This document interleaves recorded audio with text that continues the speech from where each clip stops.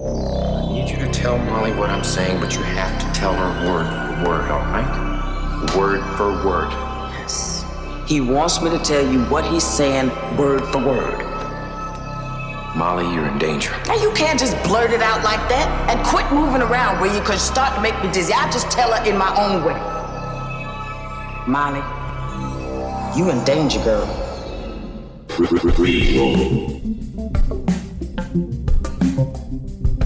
Sequel. Reboot. Which one will it be? It's the Ruined Childhoods podcast.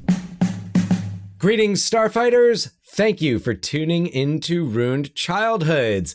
My name's Dan, and my co-host and brother is Jon. Jon, how are you doing? I'm doing well. We are recording in a morning session, so my voice is still a little groggy, and I've got the coffee flowing, so feeling good. How are you, Dan? I'm doing well. I love when we get to record on during a daytime session. I feel like when we do our evening recordings, it's like the last, like the battery, there's like 1 bar of battery power. Yeah. And sometimes honestly, I make it to the end, but the battery definitely runs out. Not that anybody would be able to tell, right, listeners? Oh, no, of course not. Nobody is agreeing with me right now. So welcome if you are a first time listener, because Ghost is like your favorite movie and you listen to every podcast about Ghost. First, may I compliment your taste? Secondly, we are a podcast that talks about films of the past, we've run the gamut from cult films to blockbusters to franchises. We just did Planet of the Apes. Personal favorites. Yeah. and then we kind of spitball about, how with reboots and revivals and all sorts of things, sequels, prequels, like, hey, here's a prequel to a movie from 25 years ago. And like, wow, and we're bringing back the original cast. And, that's in vogue now. It's been in vogue for a few years now. And, we're kind of like, hey, if you had to do it, if they give you the money, to quote Hulk Hogan, what you going to do? To quote Hulk Hogan. Well, yeah, what you gonna do when Hulkamania runs wild on you is the rest of the quote. I was like, what you gonna do? Doesn't everybody say that? Not the way, what you gonna do, brother? Oh my God. If you said brother in it, then yes, I would have been like, oh yeah, that's Hulk professional wrestler Hulk Hogan.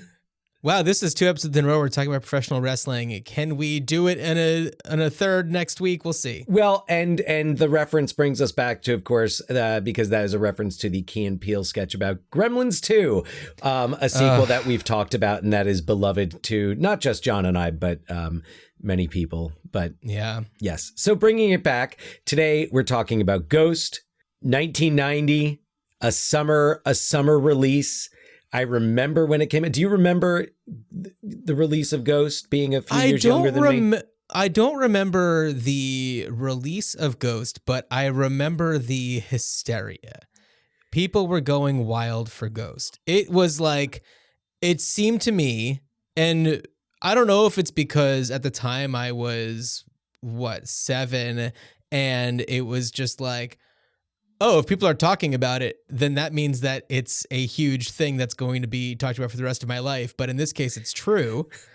But that's the way it kind of feels when you're a kid. Yeah. Sometimes, when just everyone's talking about one thing. Right. And right. Sometimes it certainly does turn out, the other way. But, Ghost has, kind of like remained there.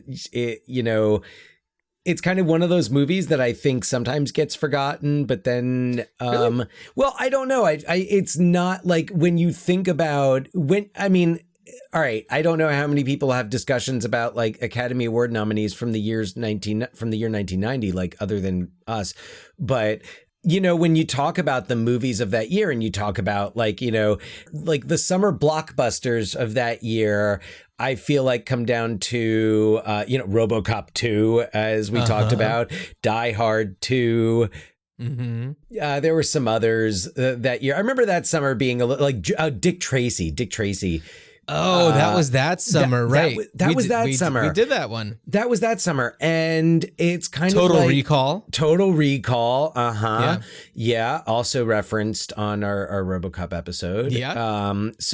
But then Ghost, comes along and it's kind of... I'm just looking at the list of, summer really. We had Back to the Future 3. Yes. Days of Thunder. Oh, right. Yeah. Not Summer, but that was, Pretty Woman. Another 48 Hours to a lesser extent. It was the summer of mediocre sequels. Arachnophobia. It was the summer of mediocre sequels and sleeper hits because Arachnophobia. Gremlins 2, the new batch. Oh, okay. Gremlins 2, the new batch is anything but a mediocre Young Guns sequel. 2. Young Guns 2 is also a perhaps superior sequel, as we've talked about. I'm just looking at this list and I'm just like, how many of these have we covered on the podcast? So Exorcist, Back to the Future 3, Exorcist Flatliners. 3, Flatliners. So it was kind of like this odd summer, especially coming after summer of 1989, which was huge with Batman, Indiana Jones: The Last Crusade, and friggin' like The Abyss, things like that. So Honey, I Shrunk the Kids, Ghostbusters 2, so on and so forth. And now just like, let's take all of the ingredients here of Ghost and just kind of like put them on paper and then kind of like be like, oh, wow, this really was a gamble, because you have a ghost story. Okay. That's a romance. I mean, there's romance in it. It is not, I don't consider it a romance. There's a mystery, like it's a murder mystery involving a ghost. It is, but it is a story.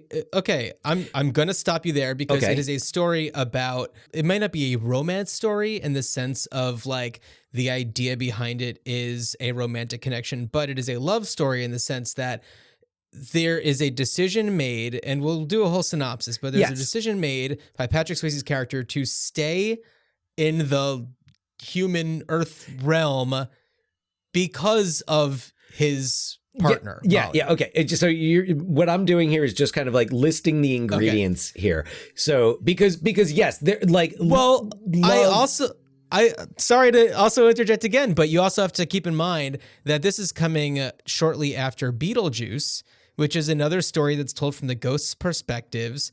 That's just, a couple years earlier. It's a comedy where this does have comedic moments. Well, but that also gets into, that is actually very specifically what I read in my limited research was one of screenwriter Bruce Joel Rubin's hesitations, because he thought that Jerry Zucker was going to turn it into Beetlejuice. Oh, yeah. Yeah.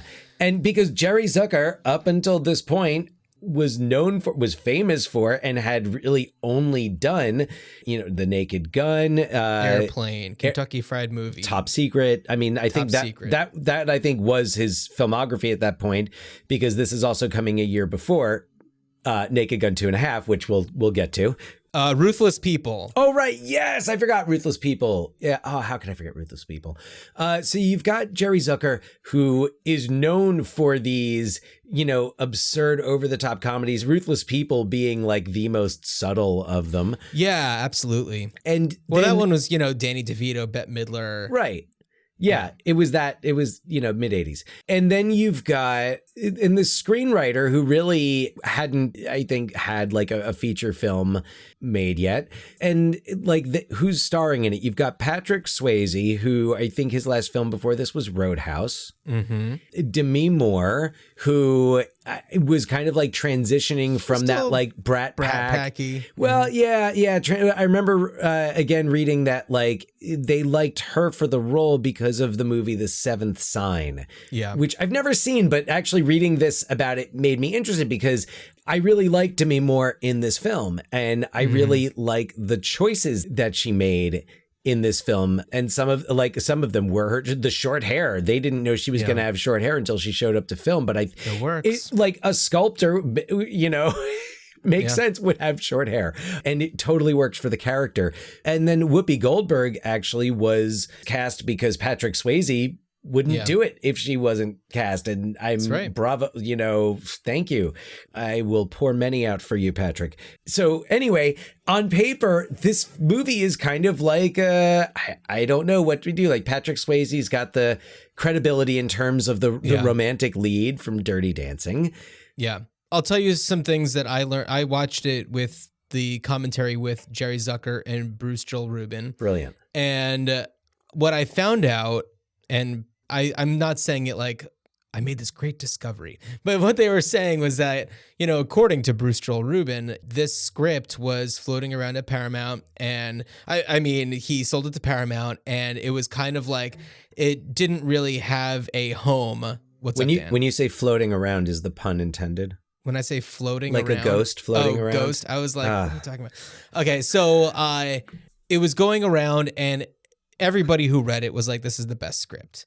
It was definitely heralded as being an exceptional script, something that was different from anything else that was going around. This is true. Yeah, and there were a lot of other actors who were considered, approached for it, that turned it down. All of the big stars, Tom Cruise, all of the, everybody. And when Bruce Joel Rubin found out that Jerry Zucker was being, you were saying earlier, when he found out that Jerry Zucker was chosen to be the director, he was terrified. I'm going to tell you, from what, at least in the year 2000, when they recorded this commentary, Jerry Zucker and Bruce Joel Rubin were saying nothing but the nicest things about each other and about how amazing their working relationship was, and how this movie would not have been what it was had it not been for Jerry Zucker, because there were things that were in the original script that were really wacky. And if you think that Jerry Zucker is going to be the one that's going to tame things down, everybody would be surprised about that. But he's the one that really dissuaded a lot of the things that kind of took you out of the film that were in the original script. I remember I read about some of that as well, and I can't remember. Oda Mae Brown's descent into also like her being a real psychic to her being a real psychic. Yeah, to her being, I guess well, she is a real psychic, but but to her thinking she's a fraud. Yeah. So why don't I do a little synopsis, and by little I mean a lengthy one of my more lengthy ones, because I get into a little bit more detail on this one because I watched it twice yesterday. So I was really hoping to get a second viewing in. I was hoping to get a commentary viewing in. It didn't happen. So here's what happened. It's as of this record, it's streaming on Max. Mm-hmm. Yes. And so I also reserved the Blu-ray at the library, but it hadn't yet, my hold hadn't come to like my library yet. So I was like, all right, well, I'll just watch the movie, because I was hoping to watch it with commentary. Mm-hmm. But I watched the movie and it's great. It's Ghost. I've seen it, I don't know, a handful of times before, and really enjoyed myself. And then last night, my library hold still hadn't been processed yet. And I knew we were recording this morning. And so I found a podcast that just has the audio commentary on it. Does it remind you of last week when I was watching the RoboCop Criterion commentary through YouTube audio? I had headphones in, listening to the commentary with my TV muted, synced up perfectly.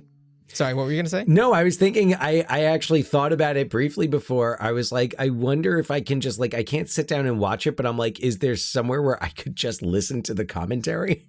Yeah, I found it. I just watched the movie. I'll know what they're talking about. Yeah. Well, I like listening to it while watching the movie so that I can, if they're not specifically describing what they're referring to be able to see it and be like, right. Yeah. Oh yeah, of course it's that. Also, it's just it's a great movie. It's just so good. Oh, yeah, absolutely. Anyway, okay. Synopsis. Sam and Carl are young Wall Street yuppies rapidly climbing the corporate ladder. But what Sam doesn't know is that Carl is in the process of laundering $4 million worth of drug money using Sam's banking credentials.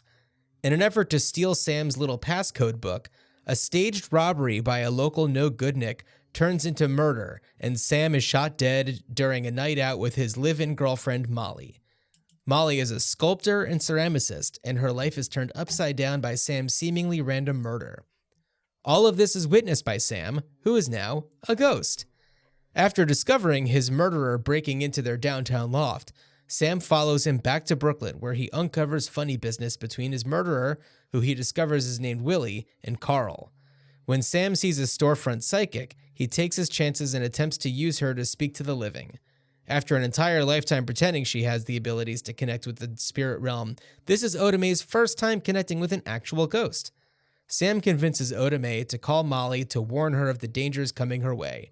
But when Molly takes this information to the police, they turn it all around on Oda Mae, a proven con artist. Molly confides in Carl, who vows to pay Willie a visit.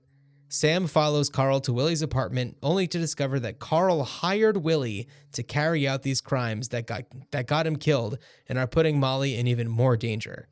Back at the office, Sam finds out that Carl is transferring the money into an account under the name Rita Miller.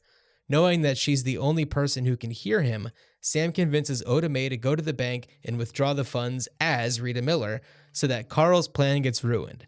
In order to get the money out of their lives, he makes Oda Mae endorse the check and give it to a group of nuns. All the while, Sam has been taking Sam has been taking moving shit lessons from a disgruntled ghost he encountered in the subway.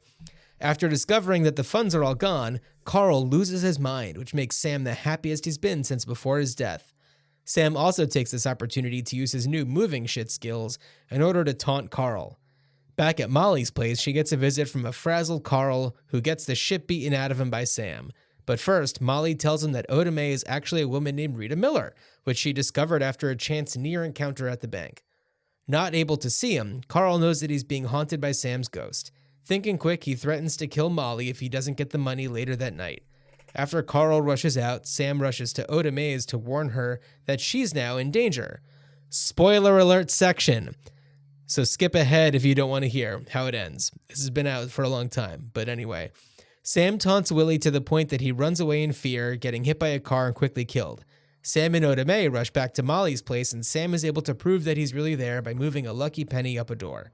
After a tender moment, Carl finds his way back to Molly's, and thinking that Oda Mae still has the $4 million check, attempts to kill them both unless he gets the money back. Ultimately, Carl meets his demise and is finally able to see his best friend Sam again before he's carted off to the bad place by a group of shadow demons. So, famously, Patrick Swayze is Sam Wheat, Demi Moore is Molly Jensen, Whoopi Goldberg is Oda Mae Brown, Tony Goldwyn is Carl. Love Tony Goldwyn. He is so good. I remember thinking when I saw this, like, this guy, like, is going to be a huge star, and I mean, he's had a great career. From voicing Tarzan, he hasn't done a lot more acting. Well, the television series Scandal. Oh, he did probably Scandal? most notably, yeah, he was like that. he was the president on Scandal. Oh yeah. I'm just gonna quickly do a little bit more of the cast list. Rick Aviles plays Willie, who's amazing. Yes. Vincent Chiavelli is the subway ghost. And Oscar worthy, so Vincent good. Chiavelli. And Stephen Root from RoboCop 3 as the Stephen police Root sergeant. from almost everything we've done. Was Stephen Root in the Truman Show? I don't think so. No. I feel like, though, if Paul Giamatti hadn't been in the Truman Show, Stephen Root would have been. Stephen Root is one of the Stevens where for some reason I remember that he is a PH and not a V. Correct. Well, because you've seen his name in credits so many damn times. For my entire life. Yeah. So, and one of the fun things that they were saying in the commentary is that, you know, of all the people on set, Tony Goldwyn and Rick Aviles were the most fun to be around. Like, the villains were just the most fun. Right. Well, Rick Aviles was a stand-up comedian. Yeah. Yeah. And they were just praising Vincent Chiavelli, just saying, like, if anybody, like, fell into a character, it was, you know, Vincent Chiavelli. So something that I really enjoyed about the movie throughout was like why different ghosts. I was thinking about, I was like, it's New York City. Why are there not more ghosts? Like, there can't only be like 3 people that have really, like, you know, Turn down the So- opportunity. Yeah. So, and this is from, Bruce Rubin is just saying that in this film, ghosts are the ones who are unwilling to let go of their past existence. How that apply? I mean, that makes sense for Vincent Schiavelli, who's just like, he stays in the subway. He just kind of only is there. I imagine that he would be, I don't know. I have a question. Maybe this was answered in the commentary. Because first he said he was pushed, and then he was like, "You think I jumped?" This was not addressed. Okay. I can tell you what my kind of theory is, what my feelings are. Yeah. I think that it's somebody who is perhaps emotionally unable to come to terms with reality, and perhaps that is the reason why they haven't moved on, is because they aren't physically able to, or aren't mentally able to actually get to that place. Well, that's what I was wondering. Is certainly in 1990, plenty of people. I mean, not just New York City, but everywhere, mentally, with untreated mental illnesses, and to me that could be a reason why there would be that like lack of grasping, although but it's also because it's his ghost, it's his spirit.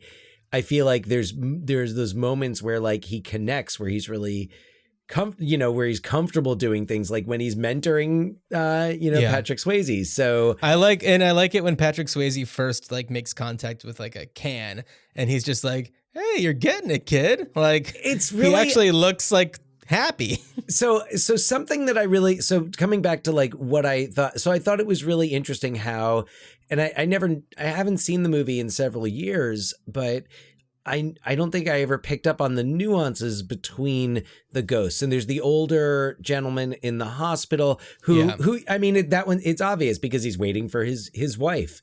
And it's like, it's really kind of sweet that, like that's the first other ghost he meets. I guess it's the only other ghost he meets. I mean, other than there's when he's in the room with when he's in Oda Maze. Once she's Orlando. able to connect with the ghosts, the ghost realm, I don't know, did word just get around and then all the ghosts are kind of going there? Like, yeah. Well, or is she just more able now to actually connect? I mean, my sense of it is that it's kind of like, she had it because it's, her mother had it, her grandmother had it. Oh, yeah. So, but that it was kind of like, a jammed window, and it just took someone with enough force to get it open. And that's, Patrick Swayze, driven not just by his love for Molly, but the urgency of it, gets that window open. And then everybody else is like, oh, an open window in Brooklyn. Yeah. Let's take a moment also to discuss this movie's ghost rules. Yes. Because in any movie where there's ghosts, you have to establish what the rules are, because there's no continuity. It's really, something that we will never know. Really well done in this movie. I'd like to also mention, we mentioned before, Beetlejuice, that one also establishes its rules. You have Juno, the caseworker, kind of establishing how things work. Beetlejuice has a handbook. They have a whole handbook. Covered. That's true. Yeah. So it's really interesting the ways that they've decided to structure their ghosts. First of all, cats can see you, which makes total sense. Cats, if you're just like, oh, cats can see ghosts, that explains so much. Yes. Okay. You can walk on floors and sit on chairs, but you can't move things unless you use all of the built up emotional energy in your gut to get it out. Now, I wonder, here are my wonderings about these rules, because, it seems to be a bit, I don't know, random, but my take is that we're so accustomed to walking on floors and sitting on chairs that as spirits, we might not actually be doing it, but that's what we do. Whereas we're not used to walking through doors or like kicking cans is not something we do all the time. So Yeah, we open up doors all the time. You I can don't know. you can walk. You can. Yeah, I guess. All right. I think so there I goes guess the that when you're logic. sitting in a chair or you're standing on a floor, you're not manipulating the space. Whereas if you're opening up a door, you are manipulating the space. There we go. So they do try to explain it away a little bit in the commentary, but I think that it was more of just like a, oh yeah, I guess we hadn't really thought about that. But you can kind of figure it out because like the way we're talking it through right now, you can figure it out. They give you enough. Yeah. So, and then what else do we have? Yeah, when you turn into a ghost, you're wearing what you wore. You are the age that you were, except there's no bullet holes, there's no blood, there's no anything like that. You're just the person. The that way you were that when you you died. last appeared Yeah. before whatever happened. Yeah. Yes. And then if you possess somebody else's body, which you can do, you're going to get very tired after you leave that body. Yes. So those are the rules. Did I miss anything? Well, there's, I mean, it's less rules, but more, I like the way that they do quote unquote heaven and hell without doing. They don't say heaven and hell. It's like you said, the bad place. Yeah, because But that's the thing. They give you just enough. They're like, okay, this is what happens, and I guess it's kind of like the way that I was thinking about it a little bit afterwards, and thinking about because I was. Put on this movie and I was like, okay, this will be a fun, nostalgic watch. And, didn't really expect it to have this, like when I was a kid watching it, I mean, it was amazing. I mean, like I remember I didn't see it in the theater, but definitely rented it from Blockbuster when it came out. Cause I remembered the gray VHS the gray cassette. And I own the DVD, but I don't know that I've ever actually watched it. And I mean, I've seen it a few times, before, but not in a long time. And I looked at that at the end of the movie. And this is, I was explaining before that one of my notes, I took voice to text and I never corrected what it said. So I'm going to try to figure this out. But I was like, okay, the reason why this movie works and why it can't be defined by a single genre or two genres is that life is, comedic, tragic, scary, sexy. It is all these things. It can be all these things in one day. And that, bad things happen to good people and bad things happen to bad people. Mm-hmm. But what I like about this movie, it's if you are a good person who has suffered in when the suffering ends, it's over. Which is I think why, also why, he's bound, these people are bound, but also like if you are a bad person that got away with stuff, you are going to eventually suffer forever. If you're a bad person when you're living, that's it. You don't get a choice. But especially if you're a bad person who, there's no especially. Like we have to imagine that like Vincent Chiavelli's character when he was living, wasn't a bad person, but who knows how long he's been a ghost. He could have been a ghost since, I don't know, based on what he's wearing, maybe the 60s. Right. Yeah. I was wondering that. Yeah. He was a smoker. We know that. He was a smoker. But the only thing that we know is like, he's probably been there for a pretty long time. You just see, I love it when we walk in on him and we see him like looking over the guy's shoulder reading the paper. Yeah. Like that's just what he does. No, this is, he's been doing this for decades. Yeah. He's not there to like mess with people or scare people, but you know what? If another ghost ticks him off enough, he's going to rage. Well, if you go on his train. Yeah. Which every train seems to be his train. Whatever train he's on seems to be his train. It's not just like he haunts like car 357 of the Uptown C.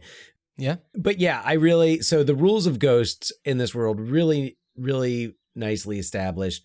I feel like the visual effects, especially considering, I thought the visual effects were for 1990? Yeah. They're fine. Yeah. And it would be distracting if it was more. And I liked the idea. I also liked one of the other rules was that like if you're moving through an object that like if you like you'll kind of take on its qualities as it's kind of like if Sam decided he just wanted to be the door, he could just like stand there.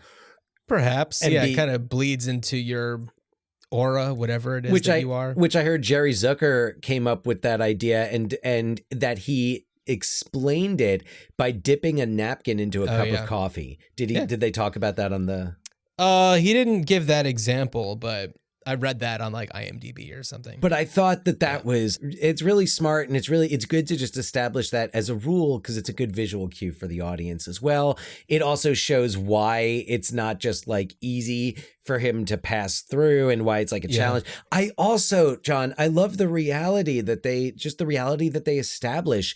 And I was trying to think, I was like, okay, assuming this really happened, like how believable, like, you know, how much do I believe these reactions? And like from the moment Sam and this, I love how they do Sam's murder because you hear the gunshot and then you see Willie running away and you see Sam chasing him. Yeah. And he comes and then, you know, and then he comes back and you realize, oh, it's his ghost. Yeah. But his like that disbelief and like, okay, if you were a spirit that was suddenly ruptured from your body, would you notice that? Or would you just, especially if you're in a moment like that where your adrenaline's pumping. Yeah. I'm like, that I buy it. Yeah. I buy it. I think everyone's reactions to it and Sam's, you know, hesitance to go through the door or the wall and feeling like he needs to run through and he needs that impetus to run through to chase Willie after he breaks into the apartment. The cinematography. Oh yeah, it's beautiful. Beautiful. And the music and the editing. And there's one shot. Music is great. Didn't it get nominated for best score? Yeah. Maurice Jarre. I don't know how to pronounce his last name, but I imagine that's Let's what go it with is.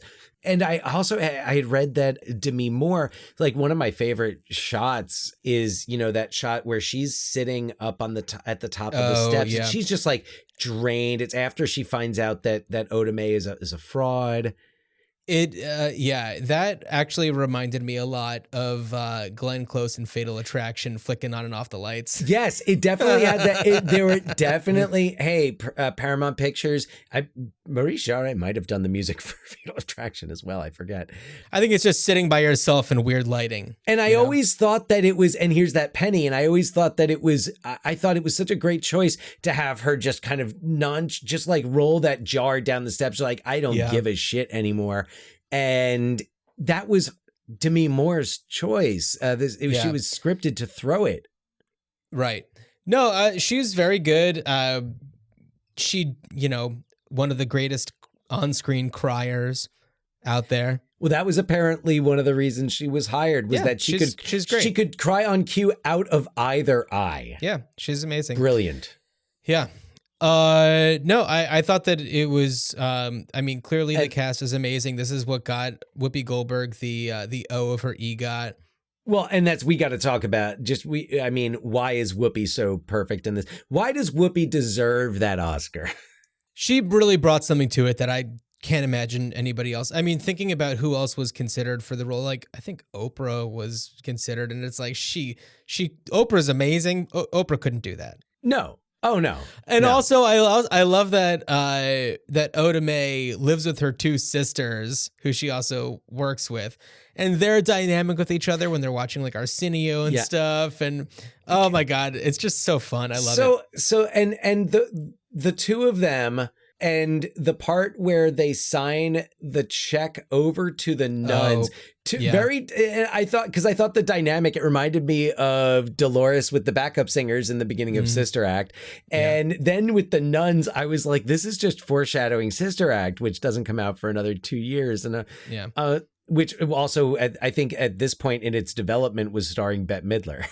True. Yeah. So anyway, I thought, and what Whoopi Goldberg adds is not just comedy, but it's her style of comedy, which blends so well into a character. It's kind of like I had pointed out on the Truman Show with I felt like the Jim Carrey doing Jim Carrey things occasionally took me out of it.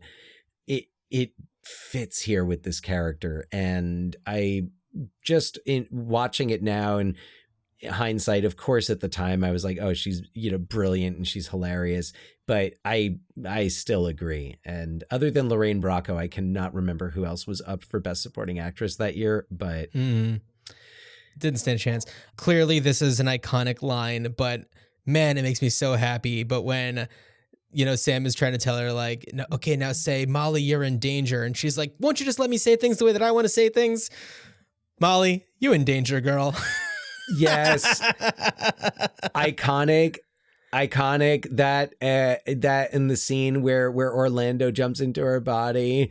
Damn, baby, what'd you do to your hair? Yeah, what'd you do to your hair? That's it's so good. Autumn Sunrise. I will throw that one out there knowing that no one's gonna get it sometimes. It's so good. Yeah.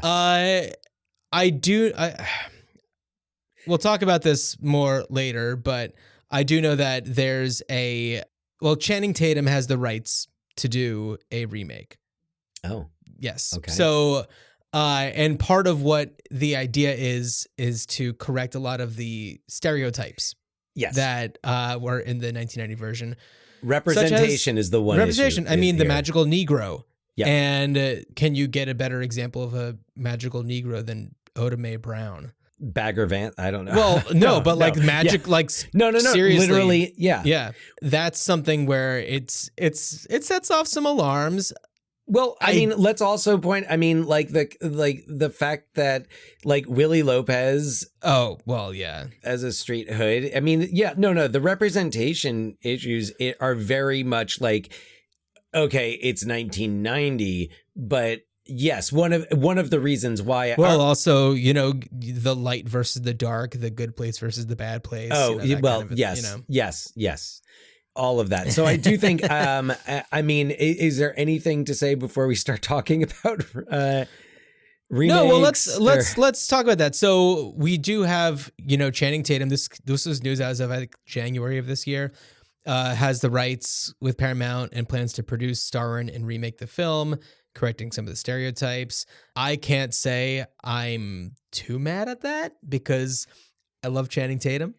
I think that it's a little on the nose that somebody who's, hunky muscular. A dancer turned action star. A dancer turned action star. It's a little on the nose, but I love Channing Tatum. I think he's great, and I'd love to see him do... I know that he's done dramatic roles. I've mostly seen him in the comedic roles that I love him in.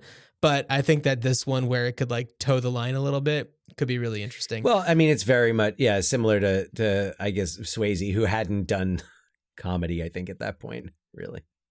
No, I don't think so. But but really was just kind of like either Dirty Dancing or like Outsiders. I guess he had done Outsiders. So but Outsiders... It's still dramatic, it's but dramatic. Also actiony.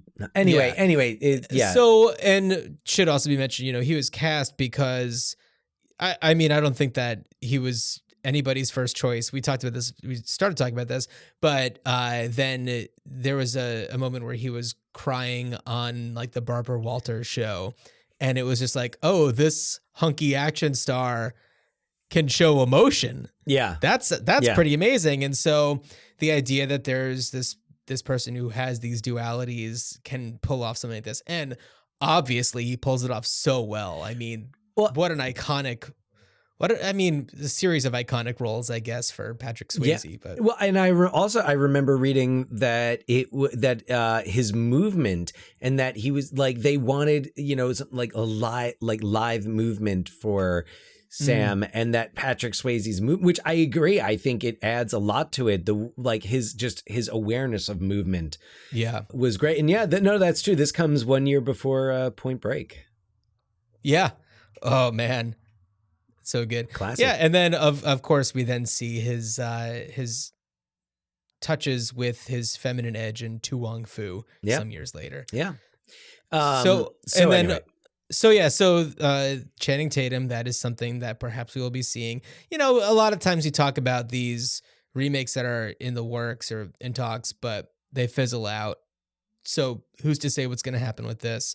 And then Ghost the Musical. starting in 2011. I don't know if it's still touring anywhere, but I'm sure it was maybe on we'll do it Broadway at the for high a school. little bit. I don't know. I'll do it at the high school. No. Yeah, you have the power to make that happen. It's so interesting. Yeah, for any new listeners, I work at a high school and direct shows there, and it's funny because there's so many musicals now based on movies that I grew up with. But yeah, Ghost the musical. I don't know. Did you check anything out from it? I haven't like listened to any of the songs or anything, but from what it seems like, you know, it was a generally liked show. I think that it was nominated for some, maybe like 3 Tonys. It was only around for, I think, 130 something shows, which in Broadway terms is like a week. Yeah, I remember it. It did not run for very long. It started, but then it toured in for. London, Then it toured for a while, and I don't know if it's still showing anywhere. It brings up like talking about the musical because I'm sure Unchained Melody is got to be in the musical, right? It has to be. I mean, right? Unchained Melody, a song that was, you know, over 25 years old, that I think was number 1 on the charts because of its placement in Ghost and the iconic pottery lovemaking scene. So iconic, it was then spoofed by David Zucker, originally just for the trailer for Naked Gun 2.5, but it got over so much they put it into the movie, and it is awesome with Leslie Nielsen and Priscilla Presley doing that. But anyway, John, there is a TV character, I should say 2 TV characters that I think of when I think of Ghost that are like seemingly unrelated, and I bring it up because they're significant characters to you. And it's Frasier. Okay. Frasier Crane and Lilith Sternin Crane. Okay. So you might remember, Cheers fans might remember the episode where Rebecca and Robin Colcord get married, like I think at City Hall. And Robin Colcord, played by Roger Rees, who we talked about recently, If Looks Could Kill, had, I think, previously hired like one of the Righteous Brothers. I know it was like Bill Medley was one of them. I forget. I apologize. I forget the name of the other Righteous brother. But and then he hires the other Righteous brother for their wedding, and because I remember she goes, "Oh, you got me the other Righteous brother," right? And they sing Unchained Melody, and I remember the line is Lilith turns to Frasier and says, "Either this reminds me of the time we saw Ghost, or the first time we saw Ghost." To me, it's a little funnier first time because it's funny to me that the 2 of them would have seen Ghost multiple times. That tracks for them. Talk about like 2 characters I would love to talk about this movie with. Absolutely. Yeah. Get the psychological perspective. Yeah. So I don't know. So anyway, with Ghost, I always I think of, because I think that it was like that season, like that following season that it happened. But I think of Frasier. Yeah. That's so funny. But before we get too much further into our, remake or reboot or sequel or whatever ideas, I did want to mention that back in the day when I worked on reality TV shows, there was was he a network executive, or there was just like kind of he was like a fixer that kind of like came in. I was working on a show that just like, it wasn't a good show. And the network like sent in a different like executive producer or something to try to like, make things work. And he had the same like sunken-eyed look that Tony Goldwyn has. And he reminded us so much of Tony Goldwyn that like our code when we were talking about him was calling him Carl. Would he like ask you to turn around for something, and then you turn around and he mysteriously has coffee spilled on like the oh my goodness, takes his shirt off, not dribbling down his chin or anything, just on his shirt. Yeah, we didn't even talk about the fact that he is trying to seduce Molly, and that's all very strange. But those scenes are so great, and they build up to it really well. Where I'm kind of like, all right, Sam's not suspicious or anything until like it's obvious. Watching the scene when Sam's ghost is in the room. And I love how he uses the cat. He gets the cat to disrupt it. It's disrupted when he knocks the picture of him and Molly over. Yes. No, sorry. The cat was with Willie. With Willie to scratch his face, which was amazing. Yes. So in the commentary, they said something that, it's so true. But like the idea is like, oh, if you haven't despised Carl yet, you're about to. Like killing it, getting his friend killed for this one thing is what Sam wasn't supposed to die. It was just supposed to be a robbery to get this little book off him to get this code. And it just like really went haywire. So it's kind of like perhaps you could see Carl as being like caught in this situation where he's just like, oh, I feel so awful. I hate this. I'm going to make things right. But he just like doubles down and moves in on Molly. And then you're just like, oh, this guy's a pile of dog shit. I hate him so much. Absolutely. Yeah. And Tony Goldwyn, to reiterate, so great in that role. So, yeah. And smarmy, Spader level smarmy. Oh, so good. Spader would have been, it couldn't have been Spader because Spader would have been too much it would have been too much. It's like from frame one, you see Spader, it's like, oh, whatever. Oh, well, that guy's a piece of shit. Yeah. Yeah.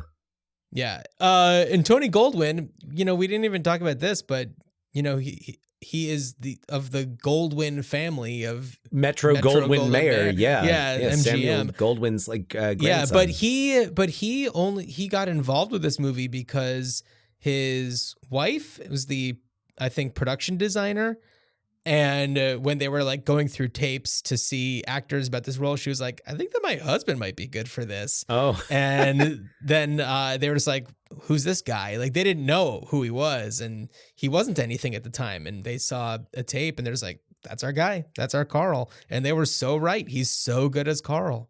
And, I don't know if I'll have an opportunity again, but, Tony Goldwyn directed a great film called A Walk on the Moon. I think it's called A Walk on the Moon. It was with Diane Lane and Viggo Mortensen. I want to say Liev Schreiber is in it as well. And it's like, it takes place like the summer of Woodstock and like where Diane Lane is married to Liev Schreiber and has an affair with Viggo Mortensen. But yeah, totally worth checking out. Good drama. A Walk on the Moon, 1999. Yeah, his directorial debut. He did a few episodes of The L Word. Love that. The Last Kiss with Zach Braff.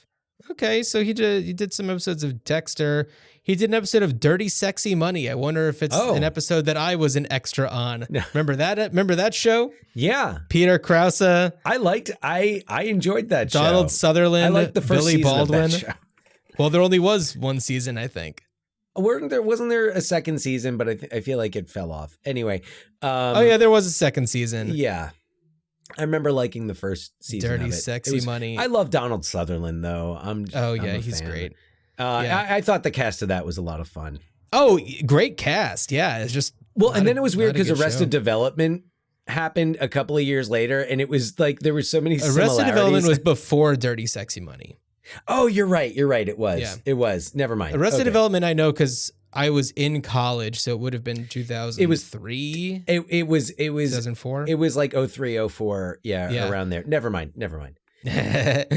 Stricken from the record. Anyway, commonality, Dan, wealthy people, children, and one of them who's trying to be the good child. So, right. Yes. All right. Yeah. So Dan, let's say Channing Tatum calls you up and says, Dan, I need your help. What do the two of you do with this? What you gonna do, brother? I'd say what you gonna do, brother? How is that not co-opted by the Ruined Childhoods podcast is our thing? I wouldn't mess what with you gonna Hulk do, Hogan brother? on copyright infringement. Anyway, so I would we say don't want to get gawkered. I would say, Chan, I was thinking the same thing.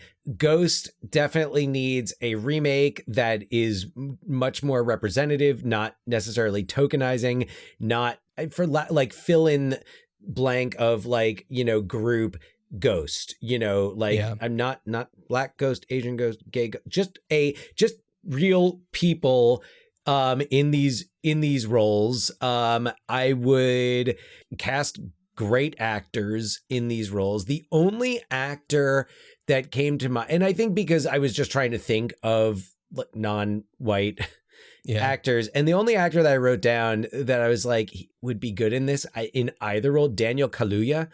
Okay. Yeah, just like he popped into my head as someone who I'm like, I could see him in the Sam role, but also the Carl role. I feel like Daniel Kaluuya. Sorry, I'll let you continue in a second. I feel like Daniel Kaluuya is best when he's acting more with his face and less, with less dialogue. Yeah. Not to say he's bad at delivering dialogue, but he's so good at expressing emotion without saying a word. Okay. Yeah. That's all. Go on. Fair point. And I was thinking, I was like, you can't, I feel like you got to change a few things. You need to change the pottery. Like there are some things that need to belong to the 1990s Ghost. 100%. So I'm like, what does Molly do? Maybe. And I'm like, what would be interesting? Like, what would kind of be an interesting thing that like you could set up a love scene where it's like kind of a nod and a wink to that, but it's not the same thing. I was like, what if she does video game design? Okay. And then I was starting to think like, okay, what if it's more like tech, because there's definitely finance people, what if you move the setting to San Francisco? Definitely setting, we've talked about San Francisco as like an interesting location, and a fun location, for films, especially, with kind of like a mysterious, edge, kind of like whether it's a Basic Instinct or a Vertigo. So maybe move it there, and Molly, does something in tech, because, whether it's, there was something about video game design that I was like, I don't know, there's something about that kind of works for me. Mm-hmm. I actually think a lot of the rest you can keep. You can keep the money laundering. You can, it doesn't have to be drug money. It could be anything else. It could also be drug money. Keep the finance, update the computers, of course. Mm-hmm. I think that in terms of that aspect of it, you could keep that, and it's not like, they did that the same way in the first one, because it's like, well, of course, yeah, he's a banker. That makes sense because he's laundering money. Right. I don't think you need to go to the extent of like creating entirely new things. No, I don't think you need to move it out of New York, but I think you can. I think that's something that you could definitely change to give it like, a fresh coat of paint. Mm-hmm. And, you could still, Molly, not the video game design isn't creative, but I was like, you could still keep Molly in a creative. It doesn't have to be like, she could be a writer. She could be a woodworker. I think anything where she can work from home, and that she needs to have, because I also love, like, I love the apartment, and, it's a piece of shit until they fix it up, which explains probably how they can afford it. Yeah. Especially at that time. What if she does like work from home and everything? She works in tech, and she uses the new Apple Vision Pro AR headset, which has this function where, if you're watching a movie, you're doing something, whatever, and somebody comes close to you, that person will kind of just like appear. What if you can see ghosts using that? What if it detects spirits? So she's working on, you can only on, see it with the app. It could be an Apple TV Plus original. I know it's a Paramount thing. It'll probably go to Paramount Plus, but it could be a co-production with Apple. Well, so hold on a second. So wait, I'm wondering if like Oda Mae, so maybe Molly doesn't work in the VR space. Maybe Oda Mae is the name of the OS or the AI, like Siri. Yeah. Or it's just Siri. So it's funny. I've learned I have to be careful with saying that, like, even to say seriously, I need to say it fast. Seriously? I think during the RoboCop episode, I I heard summoned her. I heard some digital assistant get summoned, and I had to get rid of that audio. So that would be interesting with Oda Mae being like an AI. Yeah. I kind of like that, because then you're also not tasked with trying to fill the shoes of Whoopi Goldberg in that role. Absolutely. Which yeah, that would, you would have to go completely different from Whoopi in no matter what you do. No, but that's a really, I like that. That's interesting. It gets a little, it's almost making me think of Lawnmower Man, but Well, it's also, sure, Black Mirror. I like there could be something to it. I do like the idea. I do like that idea. And I'm trying to think of like, I think it gets the point across. Mm-hmm. So, different type of medium. Yeah. So let's say Channing Tatum doesn't like my proposal. What do you have Pass. for him? I'll go to the other one. Yes. So it's hard to say because I know that there's been, I would say countless, but surely there's a number, but so many different ghost themed, not like Ghost the movie theme, but actual like ghosts, pieces of media or pop culture. And so I don't know if anything like this already exists, but I think that this would make a good series where perhaps each season it's a different ghost that does have this like unfinished business or that's, that is the only way to unlock solving some sort of crime. And Dan, in our last episode, you mentioned the show Fringe. And I was kind of seeing it like in a Fringe kind of a way. Maybe there's some sort of like crime in each one that needs to be solved. And there's this one medium, an Otome type, somebody who can connect with the dead in order to right these wrongs. And so, yeah, that's kind of where I went with it because this isn't one where, and we'll see what Channing has to say about it, but to do something that's just like, okay, well, this is your Carl and this is your Sam, like to do that, I don't think would work as well as like taking it in a different direction. And one of the things that, makes this movie work so well is the Otome character. It's that the touchstone where you get your comedic moments. It's where you get your explanations of how things work in a lot of ways.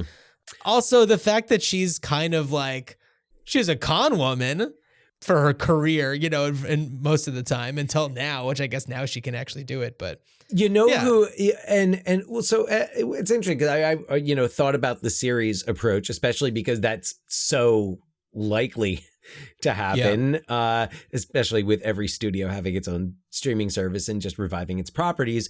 I think one of the reasons why I went for like just straight up feature remake was the kind of the emotional arc of the original film. And so like story wise, I really like your idea of having like where each season is a different, like a mystery that has to, similar to the movie, but not the same. I like that in terms of like a series that I would watch, and that's an interesting take on a formula. But I was thinking about just like the emotional impact of the movie. I felt like with that, I was like, yeah, you know what? I even from watching the beginning of the movie, I was like, knowing where this movie is going, I'm like, this, it really works as that kind of a ride. Yeah, but I love the idea of. I think that when you have a movie where you have your 2 hours to tell your story, to have those characters go through those emotional arcs and to tell, to focus on like the romance, for example, it works because you don't have too much time for it to like get messy and weird and lose track of it, And it gets weird when we get Whoopi and Demi. No. Well, it doesn't. Well, let's talk about that. Let's talk about that for 1 second, because I wanted to mention an article that I saw on IndieWire this morning. I wasn't looking for something like this. It appeared to me. We are recording this. This will come out in June. It's Pride. It's Pride Month. Yeah. And there is an article that was like, these are the gayest movies that aren't gay. And we have our Whoopi representation. We have our Swayze representation with Sister Act and Roadhouse.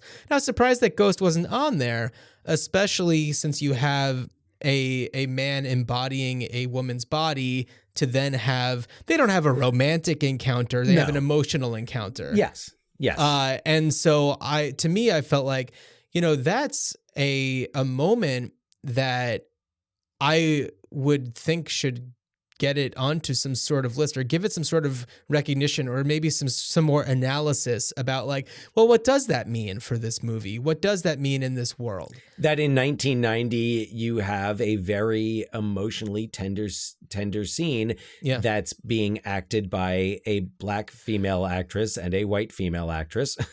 Well, yeah, and I feel like they did it in a really tasteful way where first you just see her hands holding, Whoopi's hands holding Demi's hands, and then you just go to Demi, and then the rest of it is Patrick Swayze, where that the body is Whoopi Goldberg, right.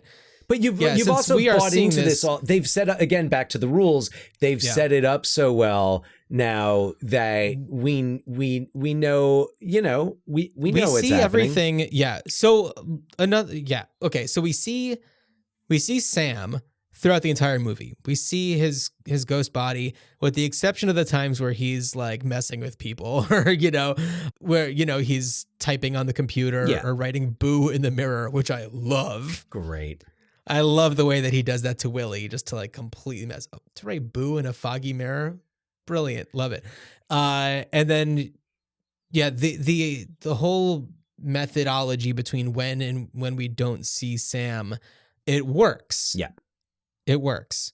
And, when he's in the office with Carl and he like kicks back on the chair and goes across the office a little bit. And first you see him in the chair, and then the other shot, you don't see him in the chair. It's like you're switching to Carl's perspective for a second.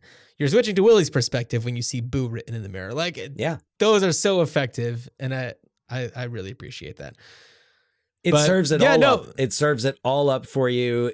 Great movie. We often, coming back to the Academy Award nominees of that year, Ghost was up against the eventual winner, Dances with Wolves, The Godfather Part 3, Goodfellas, and I believe Green Card, which also featured Nick Aviles.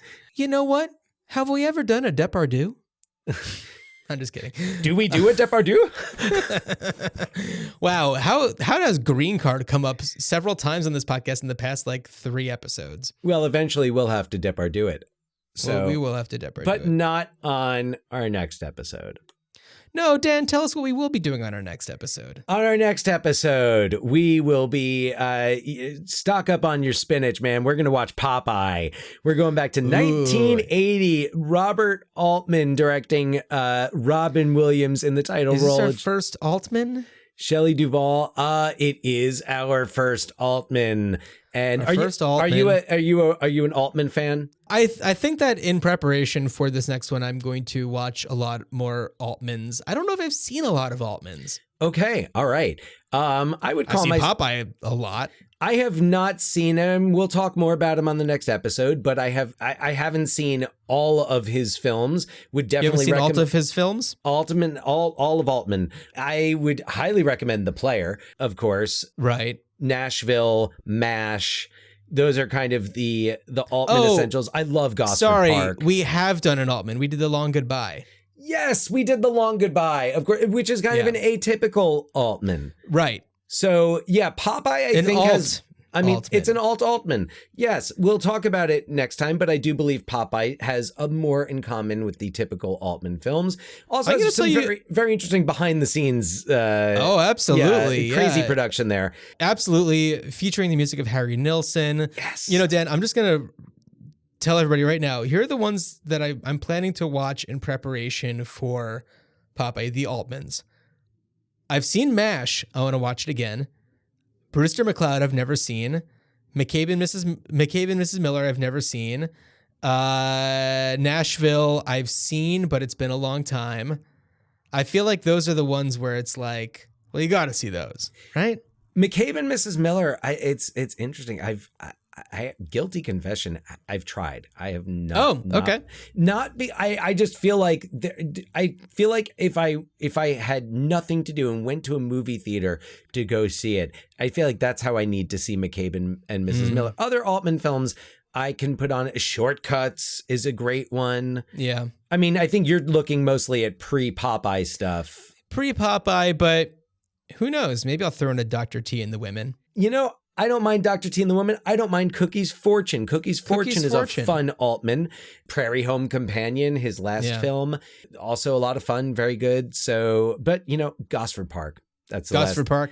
I know I mentioned it earlier, but that one was another one of my favorites. But yeah, so I'm excited for you to get into some Altman. I'm excited to watch Popeye and perhaps some other Altmans, and I'm excited to talk about it on our next episode. Just excited in general. I've had a lot of coffee. Yeah. Yeah. Coffee. It's the sun's out. Well, Dan, as you are being dragged to the bad place by the shadow demons, I wish you a good journey. Good journey.